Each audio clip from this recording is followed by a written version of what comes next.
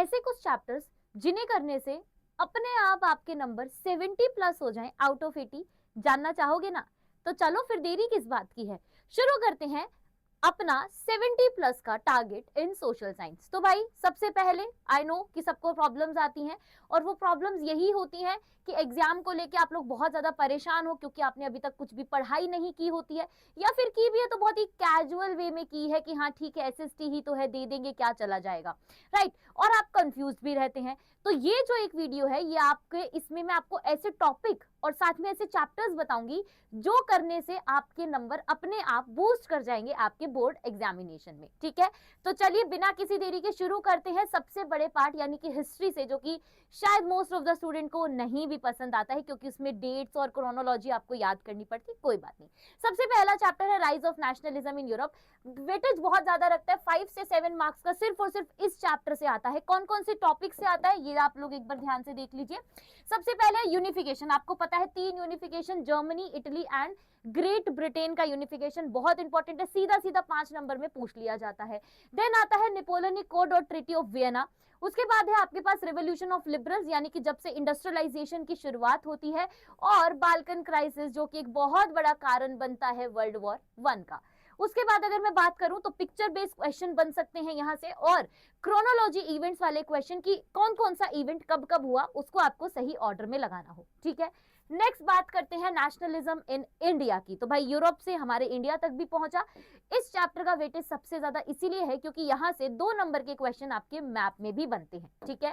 सो सबसे पहले तो मैप में गारंटेड 2 आएगा ही आएगा। देन आपके पास क्रोनोलॉजी क्वेश्चंस बनते हैं, Rowlatt act, Jallianwala Bagh, civil disobedience movement कब कब हुए आपको लाइन से लगाना है। फॉर्मेट क्या रहता है, ज्यादातर यहां से केस बेस्ड क्वेश्चंस बन सकते हैं आपके, या फिर किसने ये बात कही, इस टाइप के क्वेश्चन, है ना, कि गांधी जी का या फिर जवाहरलाल नेहरू जी का कोई स्टेटमेंट है वो आपको दे देंगे और आपसे क्वेश्चन पूछ लिया जाएगा कि बताइए इस स्टेटमेंट किसने कहा और आप इस स्टेटमेंट से कितना अग्री करते हो, सिंपल। नेक्स्ट चैप्टर की बात करते हैं, that is print culture in modern world. सबसे बड़ा चैप्टर है ना, डर भी लगता है बट कोई बात नहीं, इसका भी वेटेज 3 से 4 नंबर का है, अपने आप में तो बड़ा चैप्टर बनता है। सबसे पहले क्या कि प्रिंट के हमारे इंडिया के ऊपर क्या इंपैक्ट हमें देखने को मिला, प्रिंटिंग से कैसे नेशनलिज्म की फीलिंग को और बूस्ट करने में हमारे नेशनलिस्ट को मदद मिली, and print revolution in France, France में कैसे शुरू हुआ, ठीक है, इंडिया का क्या लिंक है वहां से, ये क्वेश्चन हमेशा बनता है एग्जाम में। एंड यहां से आपको पिक्चर बेस्ड क्वेश्चन भी देखने को मिल सकता है। चलिए ये बात तो हो गई हिस्ट्री की। अब चलते हैं हमारे पॉलिटिकल साइंस यानी कि सिविक्स की तरफ। तो सबसे पहला ही चैप्टर पावर शेयरिंग, 2 से 5 नंबर का वेटेज है इसका। इसमें जो स्पेशली आपको क्या है, आपको बेल्जियम और जो श्रीलंका की केस स्टडी है कि बेल्जियम की कैसे हैप्पी एंडिंग होती है और श्रीलंका की कैसे बैड एंडिंग होती है सिविल वॉर में, वो केस स्टडी बहुत ज्यादा इंपॉर्टेंट है क्योंकि पूरा चैप्टर उसी के आगे पीछे घूम रहा है। देन आपको मेजोरिटिज्म वर्सेस माइनॉरिटी राइट्स के बारे में पता होना चाहिए, and benefits of power sharing. यहां से एक पक्का 3 नंबर का क्वेश्चन ऑटोमेटिकली ऐसे डायरेक्टली बन जाता है, बिल्कुल सेम। नेक्स्ट अगर बात करते हैं फेडरलिज्म की, 2 से 3 नंबर का इस चैप्टर का भी वेटेज है। क्या आपको ध्यान रखना है, सबसे पहले यूनिटरी और फेडरल गवर्नमेंट में क्या डिफरेंस है ना, उसके एग्जांपल्स क्या क्या हैं, फिर कितने टाइप की होती है, कमिंग टुगेदर और होल्डिंग टुगेदर में क्या डिफरेंस है, क्या क्या कौन कौन सी कंट्रीज कमिंग टुगेदर में आती है, कौन सी कंट्री होल्डिंग टुगेदर में आती है, एंड इंडिया का जो हमारा लेजिस्लेटिव लिस्ट है, याद है ना, union list, concurrent list, state list, residuary list, वहां से सबसे ज्यादा क्वेश्चंस बनते हैं एमसीक्यू की फॉर्म में, ठीक है। नेक्स्ट चलते हैं और बात करते हैं आपके पॉलिटिकल पार्टीज की और आउटकम्स ऑफ डेमोक्रेसी की।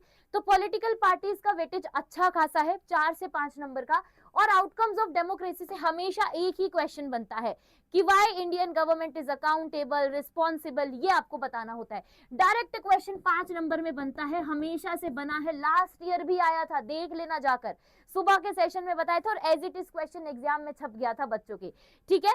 तो यहाँ पर क्या है, आपको मेजरली क्या करना है, इसमें तो आपको मल्टी पार्टी सिस्टम देखना है कि हमारे इंडिया में मल्टी पार्टी सिस्टम क्यों है, कैसा है, क्या उसके बेनिफिट्स हैं, एंड आपको नेशनल वर्सेस रीजनल पार्टीज के अंदर क्या डिफरेंस है, और सबसे बड़ा पार्ट ये आता है कि चैलेंजेस क्या फेस करने पड़ते हैं पार्टीज को, क्योंकि हमारा इंडिया जो है वो मल्टी पार्टी सिस्टम जो है फॉलो करता है, और उसमें किस तरीके के चैलेंजेस हमें देखने को मिलते हैं। आउटकम ऑफ डेमोक्रेसी पे मैं बात करूं तो आपको जो एनसीईआरटी टेक्स्ट बुक के क्वेश्चंस है एज इट इज क्वेश्चन आपके एग्जाम में आते हैं, तो आपको सिर्फ और सिर्फ उसी पे फोकस करना है, कुछ एक्स्ट्रा करने की जरूरत नहीं है। बात करते हैं ज्योग्राफी, रिसोर्सेज एंड डेवलपमेंट, बहुत इंपॉर्टेंट चैप्टर है ना। यहाँ से सबसे पहले सस्टेनेबल डेवलपमेंट का कॉन्सेप्ट आपको नहीं भी पता है तो भाई बच्चे बच्चे को अब पता चल गया, आप लोग भी जान लें, ठीक है। उसके बाद में बात करूं तो measure of soil and land degradation के क्या रीजंस हैं, क्यों होता है, क्या उसके कंजर्वेशन हो सकते हैं, है ना, और मैप के क्वेश्चन तो आते ही हैं। वाटर रिसोर्स की बात करेंगे तो वाटर पोल्यूशन के क्या क्या कॉजेज हैं, भाई ये तो आजकल जर्नल एक हम बोल सकते हैं कि इशू बन चुका है, तो ये तो आपको बहुत इजीली पता है।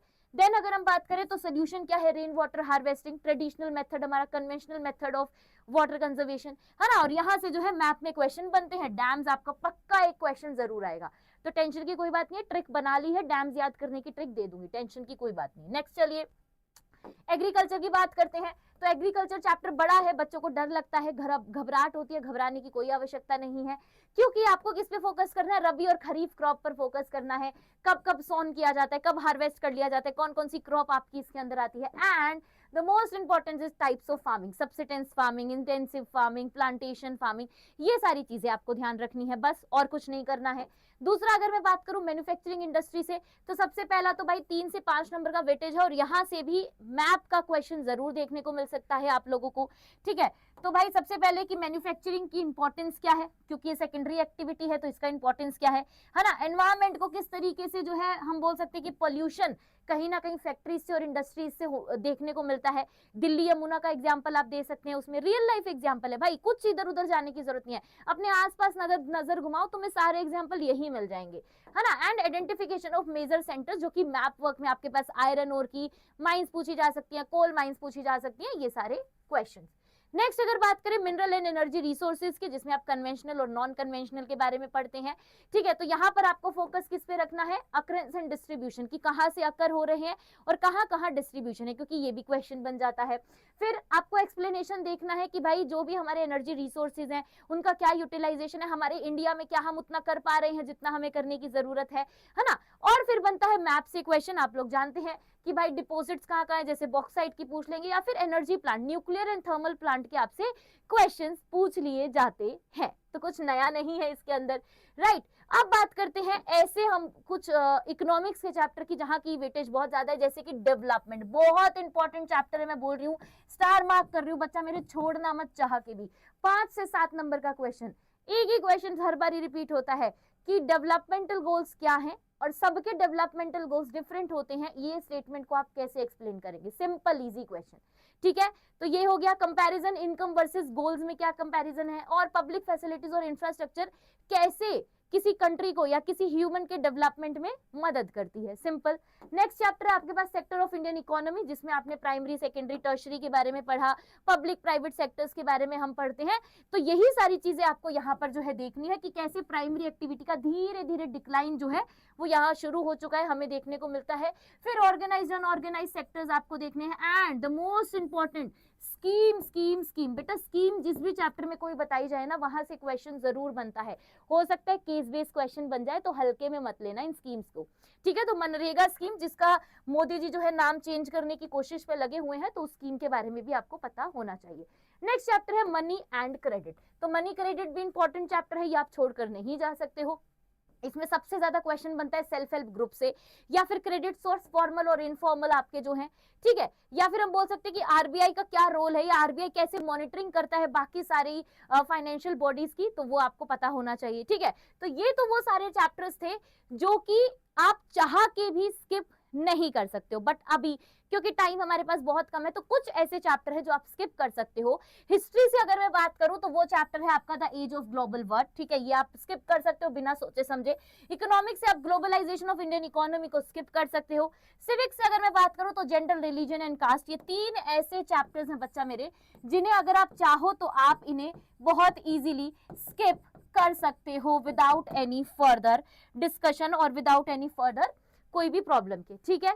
तो ये था पूरा का पूरा हमारे वो चैप्टर्स की कहाँ से कैसे क्वेश्चंस बनते हैं, किस चैप्टर का वेटेज बहुत ज्यादा है, या कहाँ से किस टॉपिक से चैप्टर्स बनते हैं। अब ये जो चीज है आपको पता है एग्जाम हमारा इसी के आसपास दौड़ता है, कुछ अलग नहीं है। मैप वर्क में 100% क्वेश्चन आपके आएंगे, ठीक है। पिक्चर बेस्ड क्वेश्चन जरूर आएगा, एक केस बेस्ड क्वेश्चन जरूर आएंगे आपके सामने 3, और द मोस्ट मोस्ट मोस्ट डर या फिर मैं बोलूं खराब जो बच्चों को लगता है वो है डेट एंड क्रोनोलॉजी, ठीक है।